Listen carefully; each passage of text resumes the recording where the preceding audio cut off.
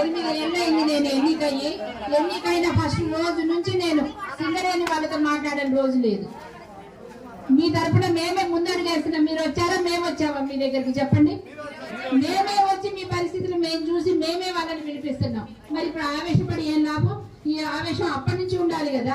ప్రతి రోజు నేను సిఎండి గారితో గాని, బట్టి గారితో గాని, కలెక్టర్ గారితో గాని, జిఎం గారికి ఎన్నిసార్లు ఫోన్ చేసి ఉంటా నేను చెప్పండి? ఈ సమస్య ఎట్లా పరిష్కరించాలి, ఏదన్నా అయితే రేపు ఎవరిది బాధ్యత అని ఎన్నిసార్లు నేను మాట్లాడుతున్నాను. మరి వీళ్ళు చాలా నిర్లక్ష్యం వహిస్తున్నారు. మీ తరఫున నేను కూడా విజ్ఞప్తి చేస్తున్నాను. విజ్ఞప్తి అనుకోండి, హెచ్చరిక అనుకోండి, ఏదన్నా అనుకోండి, ఇది మాత్రం అతి తొందరగా ఈ ప్రాబ్లం సాల్వ్ చేయాల్సిందే. చేయకపోతే నేనే వీళ్ళందరికీ లీడ్ తీసుకొని సింగరేణి బంద్ చేపిస్తాను. ఎందుకంటే నేను అధికార పార్టీ అయినా చెప్తున్నా, నాకు ప్రజలు కావాలి, నాకు వీళ్ళు ముఖ్యం అంతే. మరి పైన రిపేర్ చేపిస్తే మాత్రం కుదరదు. ఎందుకంటే మనకి వచ్చే నెల బంద్ చేసినా కానీ మనకు ఉపయోగం లేదు. ఆల్రెడీ డ్యామేజ్ అయిన ఇల్లు అవి, డ్యామేజ్ అయిన ఎప్పుడు ఉంటాయో తెలియవు. మనం పైన రిపేర్ చేస్తే ఉండదండి, లాభం ఉండదు. కనుక మీరు ఖచ్చితంగా ఇది సిఎండి గారితో ఎవరితో మాట్లాడతారో నాకైతే తెలీదు.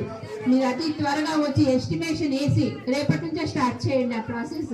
ఎస్టిమేషన్ వేసి ఖచ్చితంగా వీళ్ళకి న్యాయం చేయాల్సిందే, కొత్త ఇల్లు కట్టించాల్సిందే. ఇదంతే ఇక.